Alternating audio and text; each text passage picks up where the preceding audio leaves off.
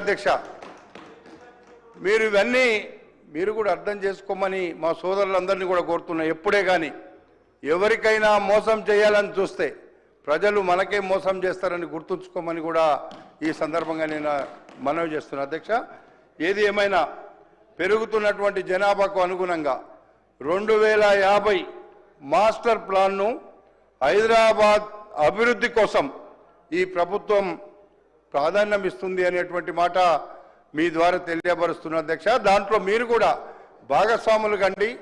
హైదరాబాద్ నగరంలో మీరు కూడా ఉంటారు కాబట్టి మీరు కూడా సహకరించమని ఈ సందర్భంగా నేను కోరుతున్నా అధ్యక్ష. ఈ ఏడాది బడ్జెట్లో చూసినాం అధ్యక్ష, 10,000 కోట్ల రూపాయలు హైదరాబాద్ నగర అభివృద్ధి కోసం కేటాయించడం అనేటువంటిది మీ అందరూ కూడా మనందరం కూడా చూసినాం అధ్యక్ష.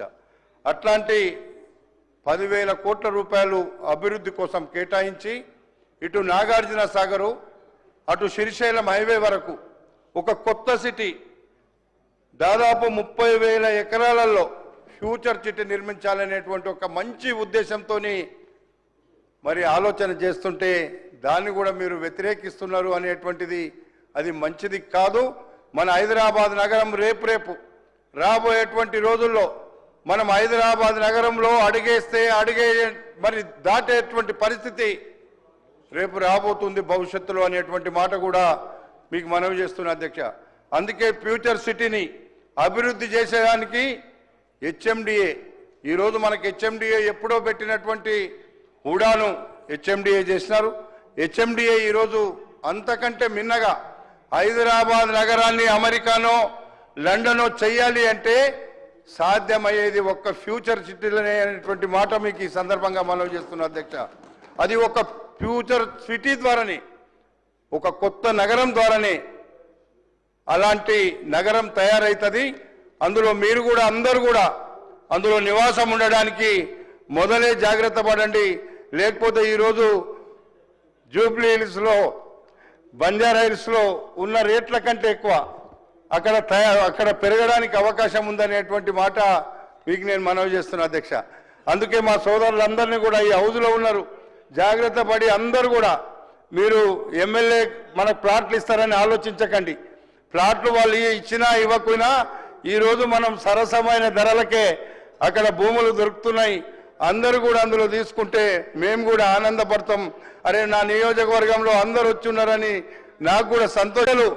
ఆ యొక్క స్కిల్ యూనివర్సిటీ ద్వారా అయితేనే వాళ్ళకు పూర్తిగా అవగాహన వస్తుంది, వాళ్ళకు పనిచేసేటువంటి మరి ఒక ఆలోచన వస్తుంది అనేటువంటి ఉద్దేశంతోనే ఈ స్కిల్ యూనివర్సిటీ ద్వారా ఉద్యోగాలు రావడానికి అక్కడ వచ్చేటువంటి పరిశ్రమలలో పనిచేయడానికి మన వాళ్ళకు అవకాశం వస్తుంది అనేటువంటి ఉద్దేశంతో ప్రభుత్వం చేసినటువంటి ఈ స్కిల్ యూనివర్సిటీ నిర్మాణం అనేటువంటిది మనందరం కూడా హర్షించదగ్గ విషయం అధ్యక్ష. ఆ రోజు ఐటీ మంత్రి గారు మేమందరం ఆ యొక్క స్కిల్ యూనివర్సిటీకి ఫౌండేషన్ వేసినాడే ముఖ్యమంత్రి గారు చెప్పిండ్రు, రంగారెడ్డి జిల్లాలో ఉండేటువంటి ప్రతి పౌరునికి ఇక్కడ మంచి అవకాశం వస్తుంది. దాని తర్వాత స్టేట్లో ఉండేటువంటి తెలంగాణ రాష్ట్రంలో నిరుద్యోగులందరూ కూడా రేపు ఉద్యోగాలు రావడానికి స్కిల్ యూనివర్సిటీ ద్వారా అవకాశాలు వస్తాయనేటువంటి మాట కూడా చెప్పడం జరిగిందని చెప్పి ఈ సందర్భంగా మీకు నేను మనవి చేస్తున్నా అధ్యక్ష. మా సోదరులు మాట్లాడుతుంటే ఇన్నా, ఇప్పుడు స్కిల్ యూనివర్సిటీ మీరు పెడుతున్నారు, మిగతా అటువంటి మన ఐటీ లాంటి సంస్థలు ఏమి కావాలి అనేటువంటి మాట అడిగిండ్రు అధ్యక్ష. కానీ స్కిల్ యూనివర్సిటీకి ఇప్పుడు ఉండేటువంటి టెక్నికల్గా ఏదైతే కాలేజీలు ఉన్నాయో ఏదైతే ఐటీఐ లాంటి ఒక విద్యా సంస్థలు ఉన్నాయో అంతకు మిన్న